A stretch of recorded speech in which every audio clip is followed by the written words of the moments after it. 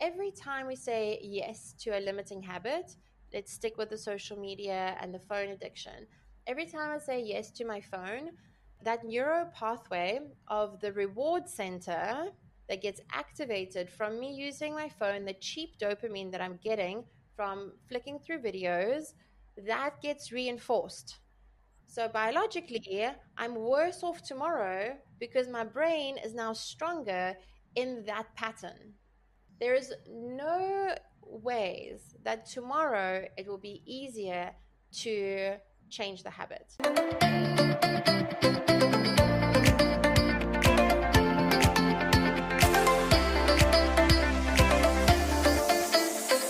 This is By Joey Joanne Season 2. I'm your host, Joanne Chan, and every Wednesday we bring you inspiring stories, powerful message, and fun conversations with me and my special guests and friends, and it's my personal mission to empower you to live and lead a life with joy.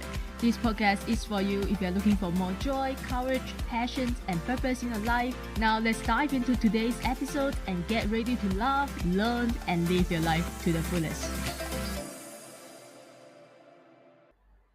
Having struggled with the limiting habits of drinking and unconscious eating for decades, our guest has intimately understands the challenge of breaking free from patterns that no longer serve us.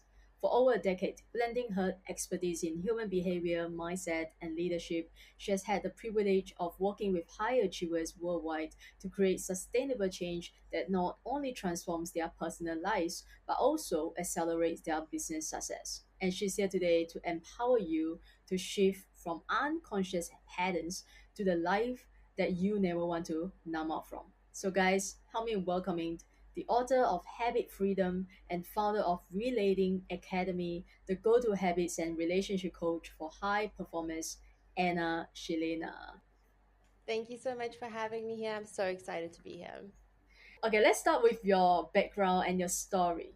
So, what was one habit that you needed to change, and how did you do it? The biggest habit that was holding me back for decades, for 2 decades, was drinking alcohol. And it wasn't always, I didn't know it was limiting me. The people around me were doing it. I was functioning, I was showing up, I was doing the things, but I was definitely not my best self, if you can call it that. And it was 7 years of having an awareness that this could be a problem. This is probably not helping my goals and where I want to go.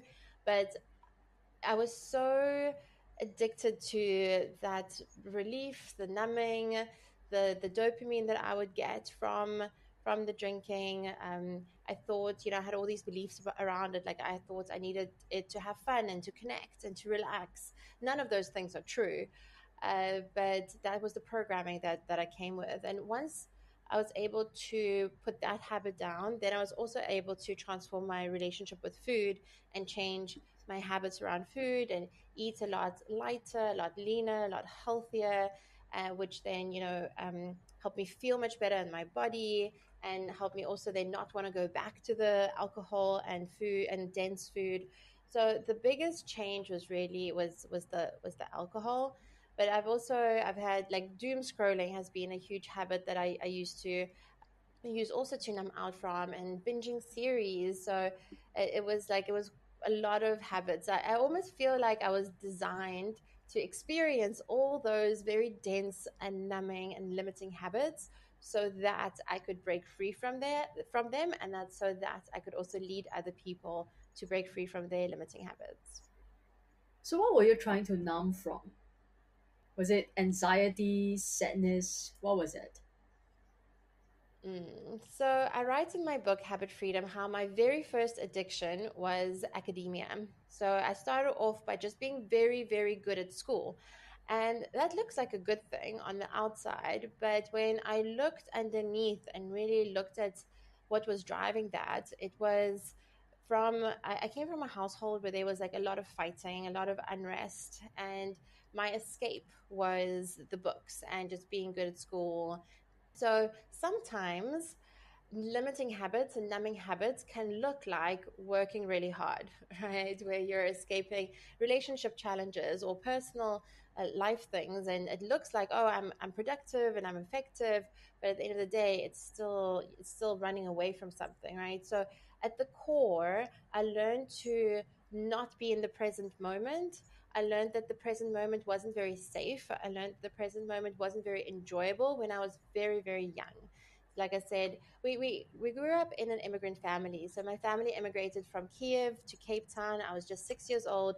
It's very hard for immigrant families to figure out their place in the world and financial things. And also at the time, the way that kids were parented was very much like, the kids don't know anything. They're not that important just yet.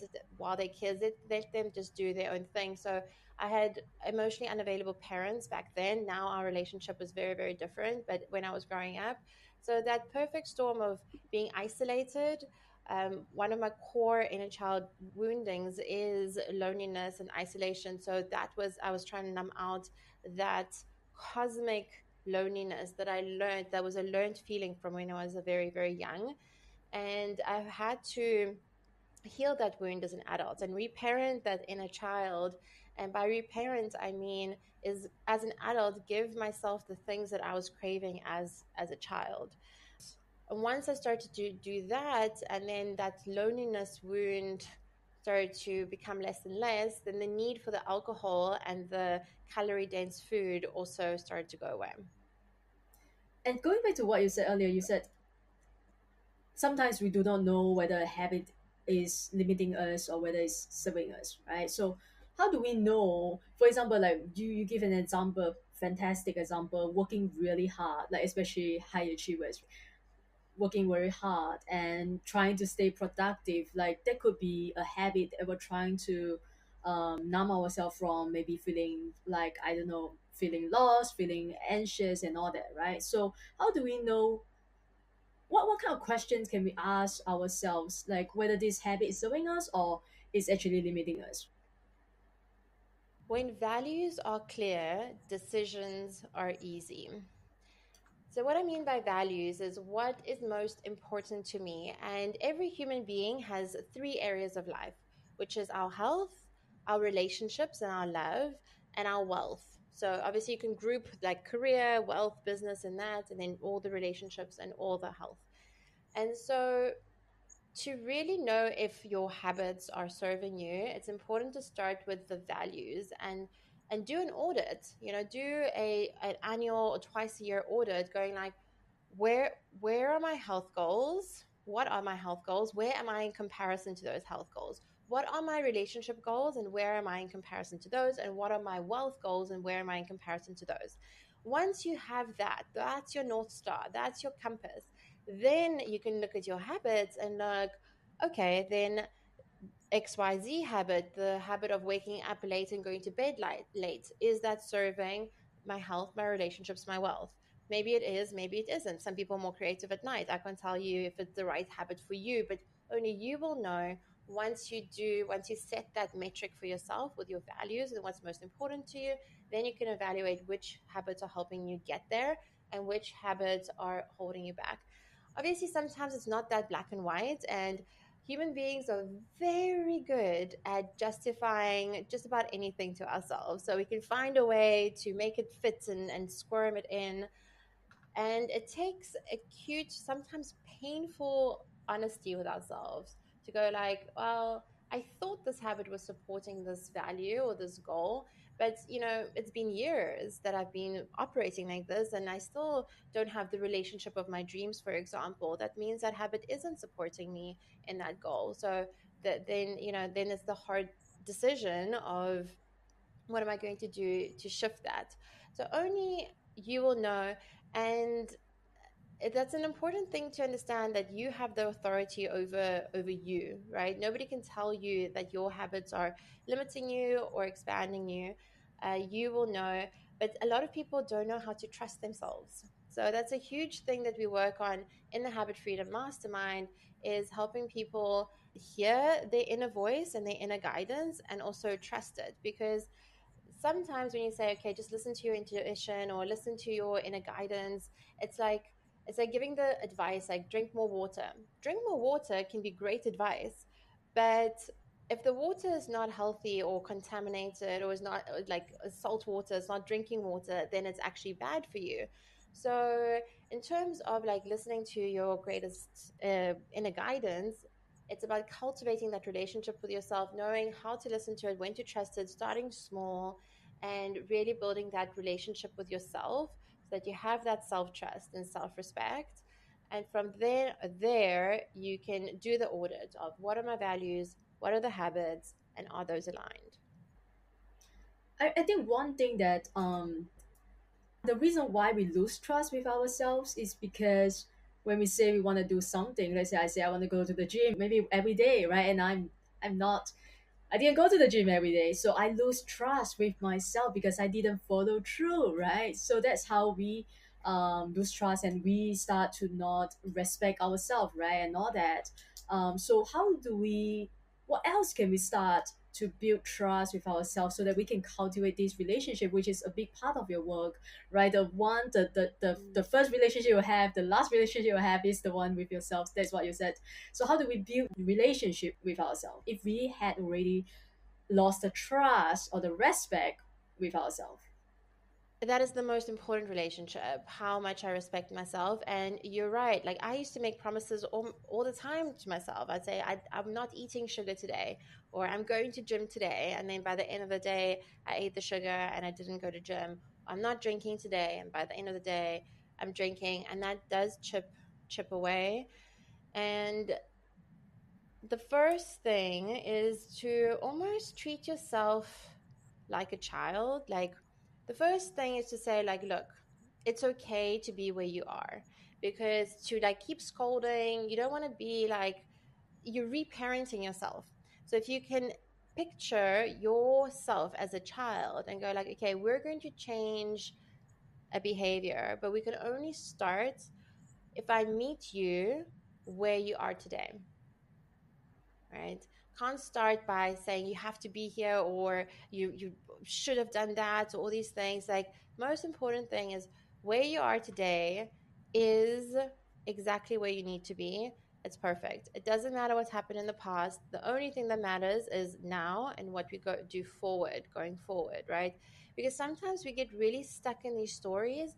I've done this since like forever. I've done this for years. I've done this. I had a client and he bites his nails, or he used to bite his nails. He's like, I've done this since I was a little boy, like, like, and then that limits you. That belief, like, I've done this for so long, so it must be hard to change, is a limiting belief.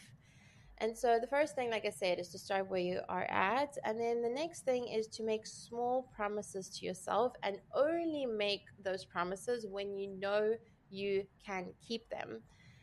A book I really like, Atomic Habits, also on the topic of habits, writes about how they had a client and they made him go to gym for 5 minutes a day, right? Because that's a promise that this person could keep.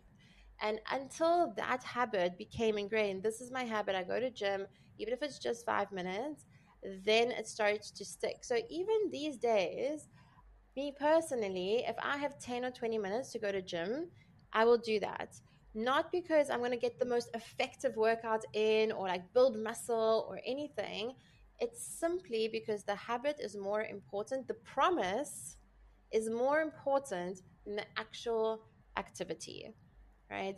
And if I go to gym for just 10 minutes today, the likelihood of me showing up for an hour tomorrow is 10x, compared to if I like, oh, it's 10 minutes, it's not, blah, blah, no big deal. I'd rather scroll on my phone for 10 minutes. The likelihood of me showing up to gym for even 10 minutes the next day is exponentially lower. So setting yourself up with those small promises and keeping that word to yourself. Now, you're most likely, if you have a pattern or a habit of Mm. lying to yourself essentially, and not keeping promises to yourself, it's likely that it's not going to shift overnight, and you're not going to keep all of your promises to yourself tomorrow. So in that, it's also continuing with that compassion, just like you would be disciplining a child, because you are the self that is breaking the promises isn't a responsible adult. It's the inner child. And that inner child has a strategy and has needs, right? So reparenting this inner child with these needs takes, again, that compassion if the promise isn't kept. And next time say, okay, well, maybe the promise was too big. Let's break it down even smaller. Maybe we just drive to the parking lot of the gym and then drive home, right? And so really breaking it down to as small chunks as possible. And then accountability with other people is the easiest way that you're going to stick to habits. If you can go to a friend and say, like, look, I've noticed that when I make promises to myself, I don't follow through on them. And I don't love that about myself because I want to learn to trust myself. It's the only way I'm going to be able to build a life I really love. We cannot build a life that we love if we don't trust ourselves. And so it's a very important thing for people to do. So if you can go to a friend and say, like, I've realized, I've listened to this podcast and I've realized that for me to live my greatest life, I really need to trust myself. For me to trust myself, I need to keep promises to myself. Can you keep me accountable? Not all the time, not with everything, but is there a way that I can check in with you? If if I don't get it right, I can also tell you and be honest about it, and really go for this on this journey with a buddy or with a mastermind. Find a community, find a group of people who are committed to elevating their standards, having habit freedom, um, doing the best they can in the three areas of life: health, relationships, and wealth. And going because that group is going to help you get to where you want to be. Love that. So yeah, it's easier to go to the gym with someone, right? Knowing that that someone, that friend, the body is there waiting for you. So you have to get yourself out of the house and go to the gym, right? When you know someone is waiting for you, holding you accountable, it's a lot easier when you just think about that, right?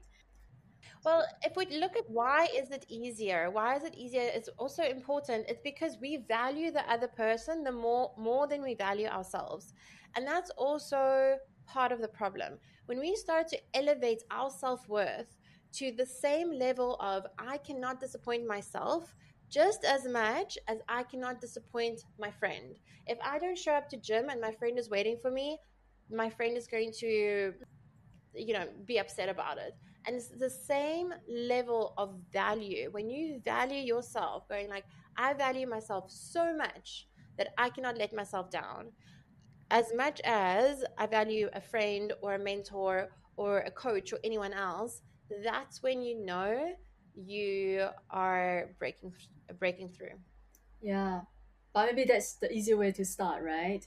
Otherwise, Yeah. how do we start or change? Okay, how do we change a habit? Because it's like many people know a certain habit's not serving them. For example, scrolling on social Mhm. media, right, is definitely not serving us. Or but they still feel stuck. They still feel like scrolling on social media. So, what is the first step? Would you say in breaking a bad habit, quote unquote, a negative habit that's not serving you? Yeah, what is the first step? What does it look like? So I outlined this in the Habit Freedom book. There's actually 5 relationships that are crucial to breaking free from a limiting habit. And the first step, the most important one, is the relationship with discomfort. What that means is there's an old you and there's a new you. You're building the new you. It's about breaking the habit of being yourself. Whenever you are going to be breaking a habit, including breaking the habit of being yourself, I borrowed that from Dr. Joe Dispenza. He's got a book that's called Breaking the Habit of Being Yourself. Because I write in the book, we all have habits. Some of them are limiting, some of them expanding, but we all have a habit. We're all attached to our identity and ourselves. And so the first step is going to be there's going to be discomfort when breaking a habit. You will have cravings. You will crave for the old you. You will reach for the phone, right? You'll reach for the phone, you'll reach for the sugar, you'll reach for whatever that comfort was, whatever that limiting habit and that soothing strategy was for you. And so understanding that discomfort is part of the journey. In fact, you want to look forward to it. So when the craving comes up, you want to say, yes. I get to choose the new me. I get to feel this discomfort. I get to feel this craving. I get to really want to reach for my phone and scroll right now. I get to feel this discomfort, feel this feeling, and I get to say no to the old and yes to the new. Mm. And in the Habit Freedom book, I also have the Cravings Freedom Kit. So, what exactly to do when a craving hits. And one of the strategies I like to use is Byron Katie's The Work strategy. I'm not sure if you're familiar with Byron Katie's work. She's got 5 questions to shift any limiting belief. And these 5 questions, because a craving, like I want to scroll right now, that is a limiting belief and that turns into a limiting habit. And so, what you want to do is then ask, okay, one, I want to, these 5 questions. So, I want to scroll right now. One, is that true? You're going to say yes or no. Two, can I absolutely, beyond any any doubt, know that that's true? Say maybe this or that. Then this is where the questions get good. Then the next question is, what do I do? How do I react when I believe this thought? So when I believe I really want to scroll right now, what do I do? I get anxious, I get antsy, I'm unfriendly, I'm like I'm like uncomfortable in my skin, I'm angry because I can't, um, I'm uneasy, whatever those things are. And then my favorite question is the fourth question is, who would you be without this thought? Really think about it. Like, who would you be without this limiting belief? When I did this exercise, when I really was craving drinking, like the first few weeks and months of not drinking alcohol anymore, and had like that 5 o'clock feeling, oh, I just want a glass of wine so badly, like ah, feeling would come up, and I would ask myself, Anna, I'd go for a walk first of all, so I'd distract myself from that craving, and then I'd ask myself, Anna, who would you be without this thought?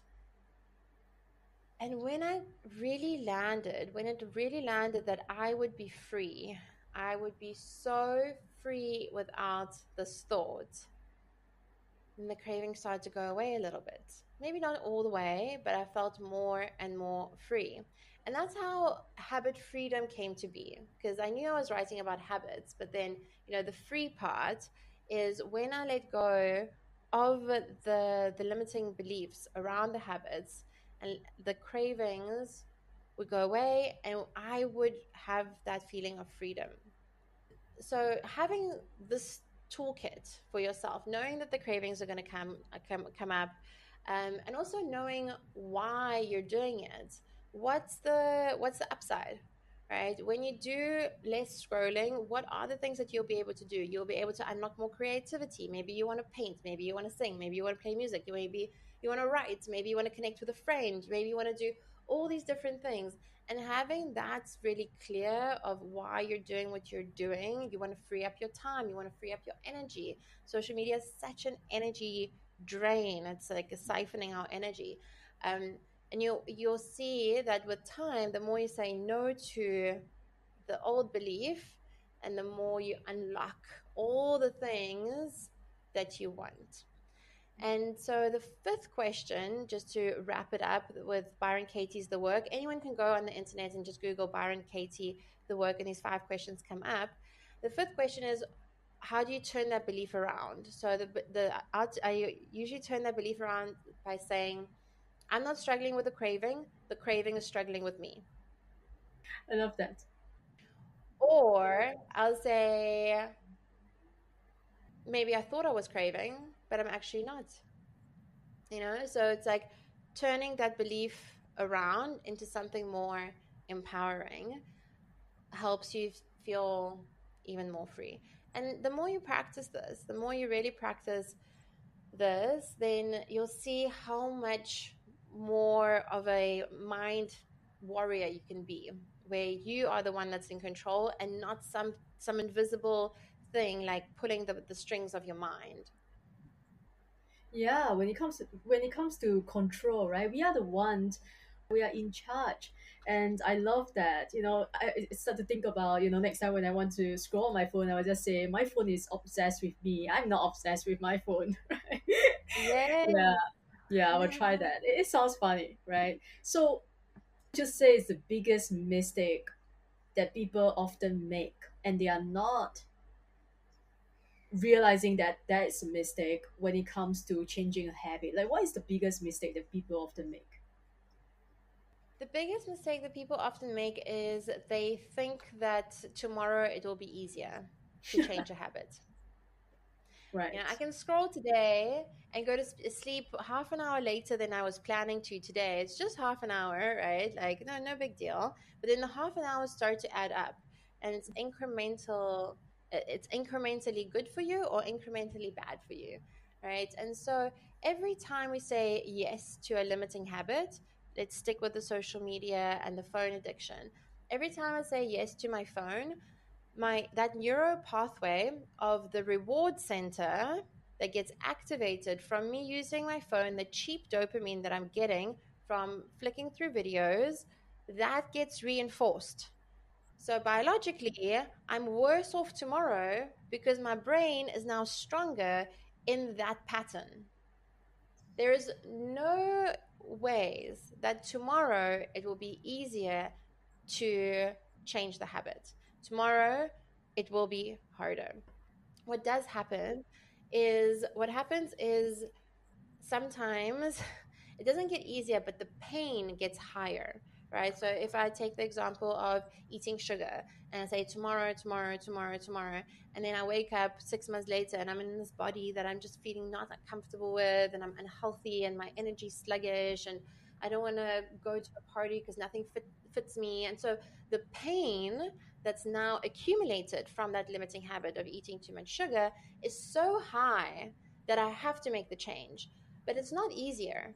It's just as hard, but the pain is higher. So I often ask my clients when they're not sure if they're ready, like, is this the right time? Do I do it now? Do I do it later? I ask them, like, do you want to do it now or do you want to wait for the pain to increase? Because it's going to be equally hard. In fact, tomorrow will be harder. And then they're like, no, I don't want the pain to increase. I want to take control today. And I just remind them today, right now, is the easiest it will ever get. It never gets easier. Because tomorrow, first of all, what is tomorrow? It's just an illusion. We have no idea what's going to happen tomorrow. And it's also just another now. And so the biggest mistake is thinking that tomorrow will be easier and I'll just do it tomorrow. It's a lie that 99% of the people on the planet tell themselves. And so I really hope that this book wakes people up to doing the hard thing now. Whatever you want to change, now is the easiest it will ever get. I love that. Doing the hard thing now. And tomorrow, tomorrow will never come, right? Tomorrow will never arrive. It's a fake promise.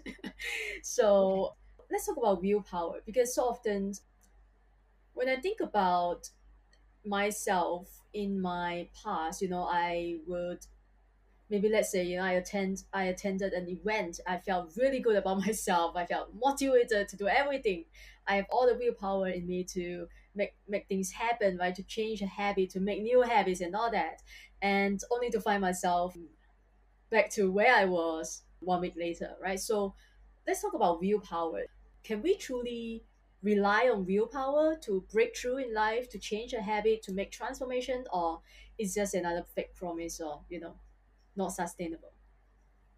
Willpower is very powerful when we use it the right way.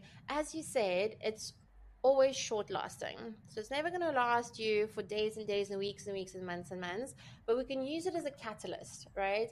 And also for most people, they will have more kind of like willpower in a sense, or more like certainty at the beginning of the day. Not everybody, but sometimes you'll be like, yes, I'm most certain that I'll go to gym and make the shift and do the things. And so it's about really working with your willpower, not expecting your willpower to just run the show forever and ever. It's like your willpower, you want to use like a generator, right? Where it's like, okay, it's going to be used for a short time, But the main electricity, the thing that's actually going to be powering your life, is not willpower, it's identity. Because if I identify as an athletic, fit, strong, health oriented person, if that's my identity, then my ability to go to gym is that much easier, right? Compared to if I identify with someone who sometimes goes to gym, sometimes doesn't. So it's like, it's really like, what is my identity? That's why athletes don't have a problem waking up at 4 a.m. to train, because their identity is that of an athlete. So, what are you an athlete of? Right? So, that's the question. Like, what are you an athlete of in your business? Are you an athlete of your business? Are you an athlete of your health? Are you an athlete of your relationships? And so, deciding this is the identity that I'm creating, then the willpower can help in little bits, but it's never going to like carry you all the way through. And so, with the identity, you really want to get clear on what it feels like to show up in the world as this person. How does one stand? How does one walk? How does one, like, show up? All the things. And as often as possible, stepping into that role. At the end of the day, it's all roles that we're playing, anyways. Some roles just seem more ingrained because we've been playing them for so long. But we can also shift into a different role. So, what is the role that you want to be playing? And the more often you can feel the feeling and step into that role, that identity, the quicker that will become your reality. Like drinking or eating sugar or scrolling for hours and hours at a time, all of a sudden feels so foreign, because it's like, ugh, like who does that? Not me. Like, that's like just something someone else would do. But like, I have too many important, amazing things on my agenda to be numbing out on my phone. Mm. Yeah, I think identity is a very powerful piece. So let's dive deeper into that. This at least this is what I'm understanding so far, right? So we have to shift our identity first, and then create habits that support the identity so that we can become that person. Tell me if I'm wrong. Yeah, so the first step is actually taking out a piece of paper and writing out who you want to be, who you want, how you want to show up in the world, and who you want to be. What is the role that you're crafting? Like you would be writing a script for a main character, like really being like descriptive about this. I remember doing this a few times when I wanted to manifest or call in or connect with or attract like a dream partner.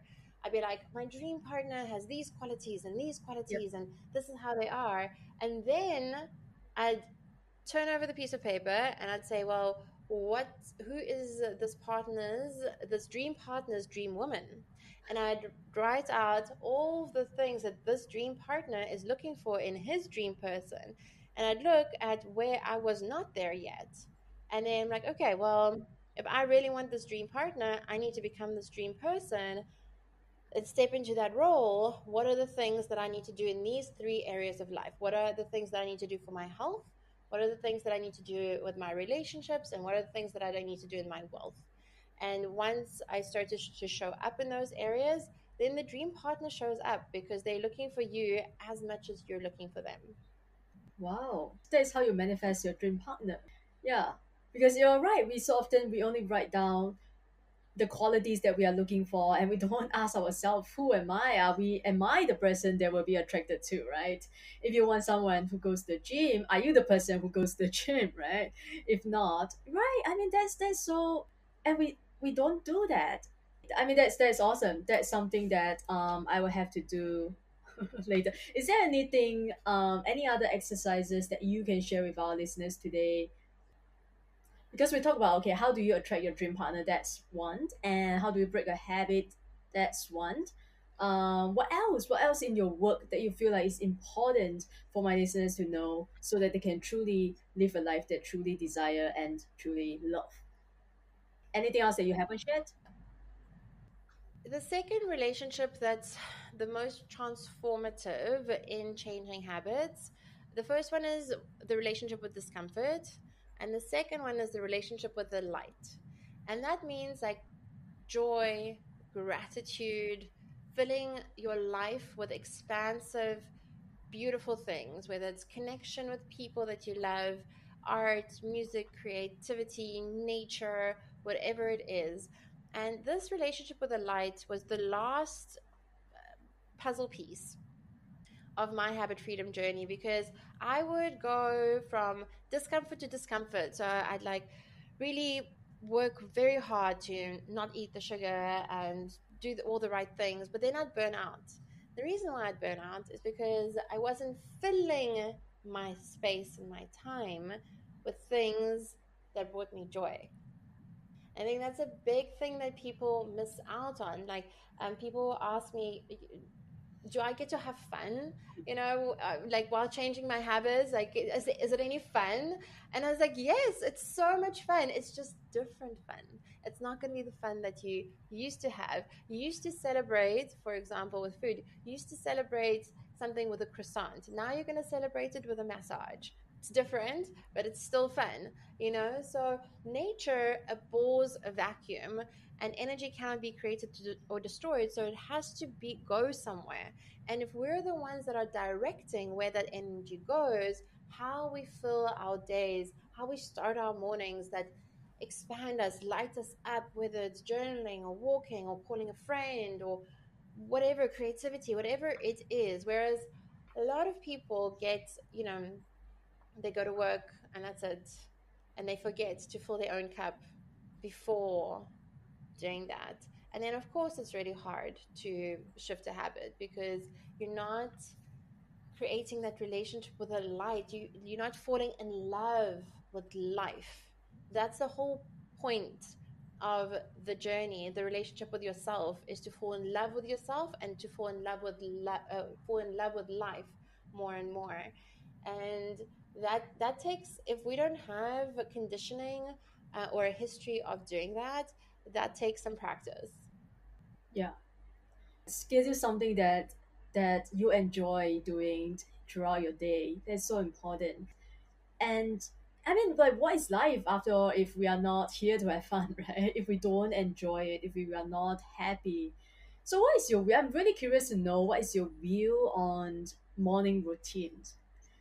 Are you a believer of morning routine? Do you believe that everyone should get up early and have a morning routine, or do you believe that because the thing is, I ask this question because there's so many cookie cutter approach or advice out there teaching people, like these are the 5 habits you need to have to become a millionaire or things like that, right? These are cookie cutter approach. Like, do you believe those work for everyone, or what is your view? I'm just curious.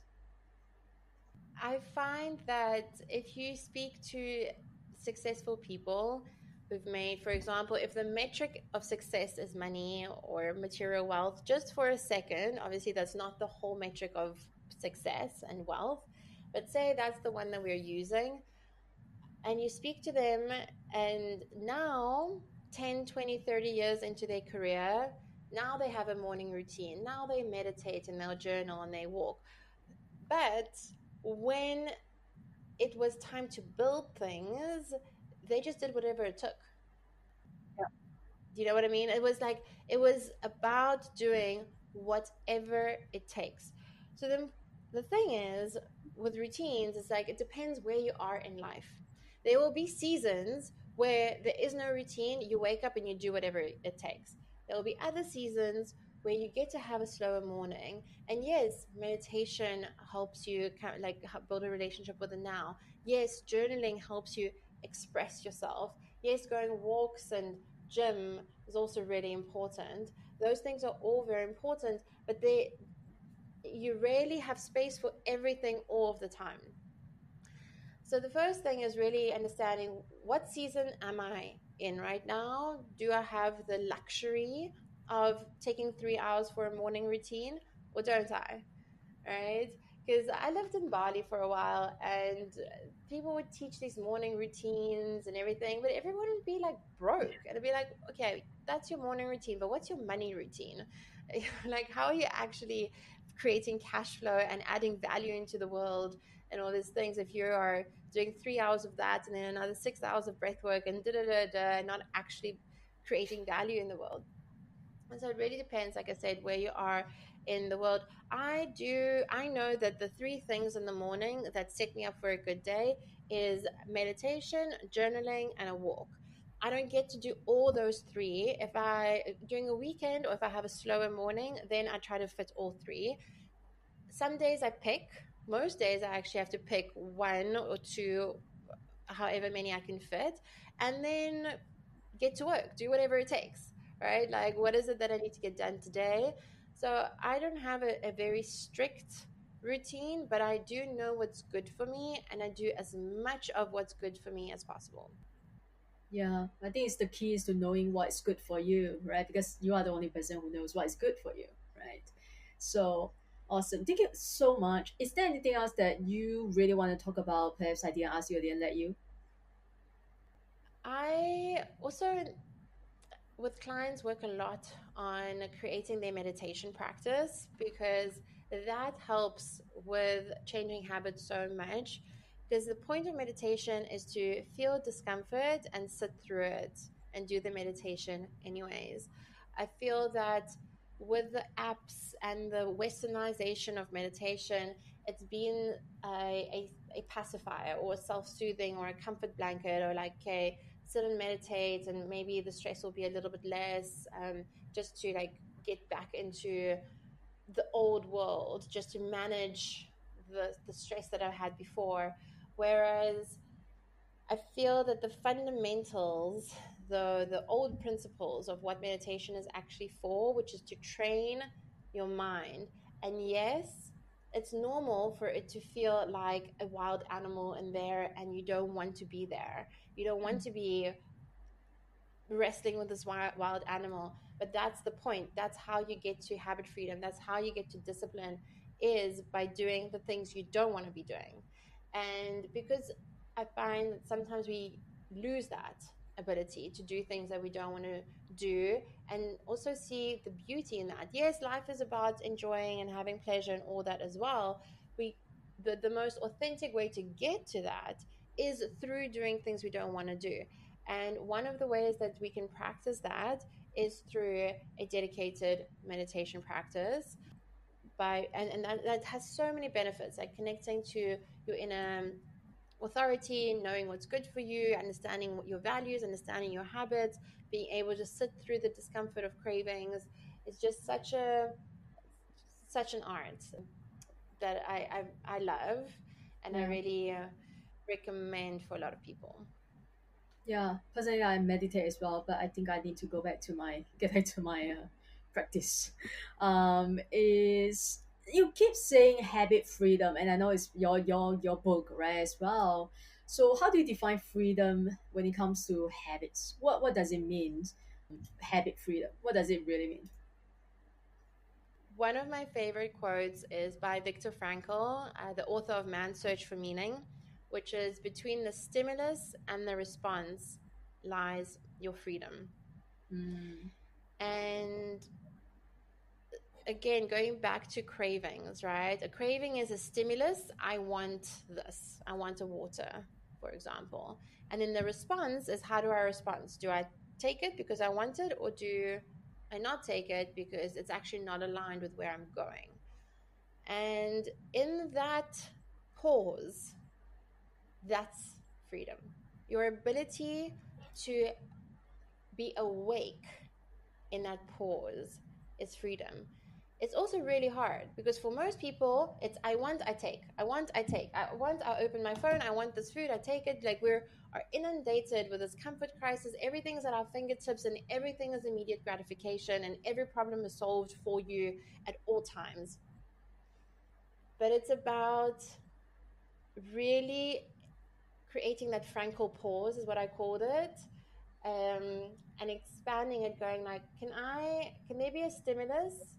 Can I pause And then can I choose my response in alignment with who I'm becoming, not who I was or I am? That is freedom. Yeah, that is so powerful. Awesome. Thank you so much for sharing that. I think that's a great note to end with. But we always end with our final five rapid fire questions. So we actually have more questions to come.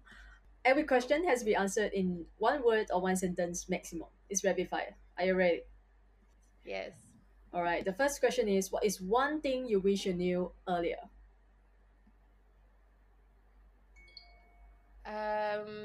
Ask for help.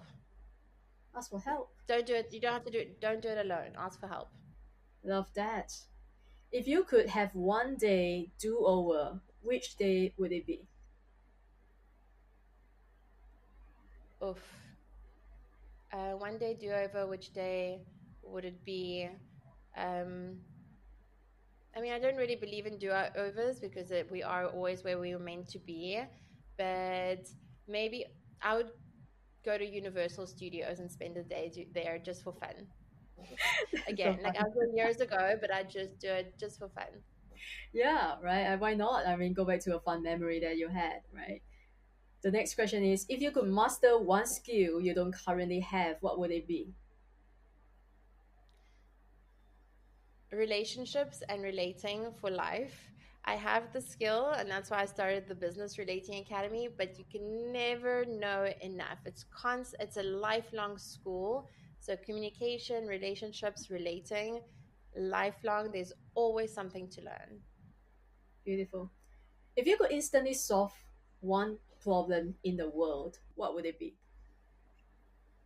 Plastic in the oceans. Love that. Huh. The last question is, what brings you the greatest joy?